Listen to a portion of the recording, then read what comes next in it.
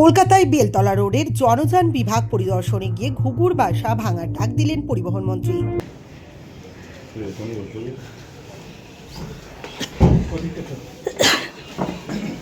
সোমবার বিকালে পরিবহন দপ্তরের সচিব সহ অন্যান্য আধিকারিকদের সঙ্গে নিয়ে কলকাতায় বেলতলা রোডে অবস্থিত পাবলিক ভেহিকলস ডিপার্টমেন্ট অর্থাৎ জনযান বিভাগ পরিদর্শন করেন সংশ্লিষ্ট দপ্তরের মন্ত্রী অর্জুন সিং।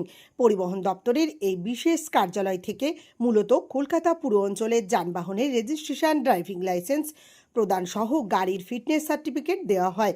জনযান বিভাগ পরিদর্শনে এসে রাজ্যের পরিবহন মন্ত্রী অর্জুন সিং সেখানকার ঘুঘুর বাসা ভাঙার ডাক দিলেন। মন্ত্রী বলেন, অনলাইন পরিষেবা থাকা সত্ত্বেও অনেকেই এখানে আসেন। এখানকার পরিবেশ উন্নত করতে হবে, পাশাপাশি সিসিটিভি ক্যামেরার মাধ্যমে নজরদারি করতে হবে। নিশ্চিতভাবে আপনি দেখেছিলেন আমাদের মাননীয় মুখ্যমন্ত্রী এরা সরকারি মিটিং ক্যামেরার ব্যাপারে বলেছিলেন।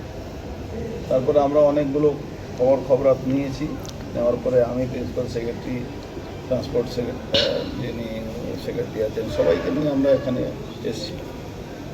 অনেক কিছু দেখেছি, অনেকটা শুধরানোর দরকার আছে।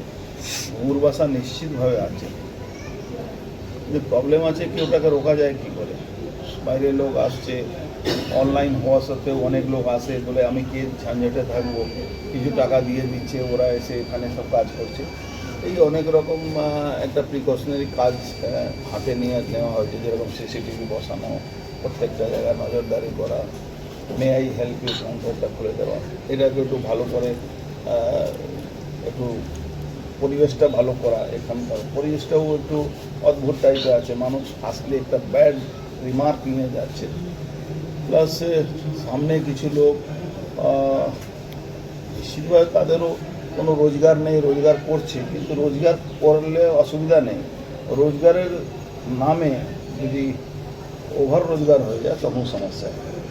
মন্ত্রীর দাবি, আপনারা একটু সময় দিন, তাহলে কলকাতা শহর পুরো পাল্টে যাবে। শুনেছেন ইতিমধ্যে আমরা অনেক বাস, নতুন বাস নিয়ে আসি বা প্রধানমন্ত্রীর কাছে আবেদন করেছি।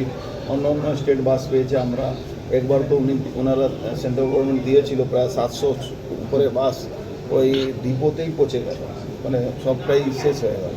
তো আমরা দিয়েছি অ্যাকচুয়ালি ডাবল ইঞ্জিন সরকার হওয়াতে একটু সুবিধা হয়েছে। ওনারা ভরসা আমাদের উপরে করছেন, আমাদের মুখ্যমন্ত্রী বা আমাদের কাজের নিরিখে ওনারা এটা করবেন। আগামী দিন অনেক কিছু দেখতে পারবেন, যেরকম ট্রাম দেখতে পারবেন ভালো সুন্দর। এরকম বাসটাও কলকাতা শহর, মানে মনে হবে কি কলকাতা শহরে আছি, এরকম ব্যবস্থা। একটু সময় দিন আপনারা, মানুষ, কলকাতার মানুষ আমাদের উপর একটু বিশ্বাস করুন, আমরা অনেক কিছু দেখাবো। মন্ত্রীর সংযোজন, কলকাতা শহরে যাতে 24 ঘন্টার শপিং মল, ওষুধের দোকান খুলে রাখা যায় তা নিয়ে চিন্তাভাবনা চলছে। 24 ঘন্টা আমাদের কলকাতা শহরে কিছু কিছু দোকান, কিছু কিছু মল 24 ঘন্টা যাতে চালু থাকতে পারে। মানুষের কোনো অসুবিধা, ওষুধের দোকান, মানুষের কোনো খুব ইমার্জেন্সি জিনিস। আজকেই আমাদের একটা যে ইনভেস্টমেন্ট কমিটি মিটিং সেখানে চর্চা হয়েছে। সেখানে লেবার ডিপার্টমেন্ট থেকে একটু খুব শীঘ্রই আপনি দেখবেন এটা নিয়ে একটা যাবে, সবাইকে বার্তা যাবে কি এটা আমরা করতে পারি, আমরা পারমিশনও দেবো।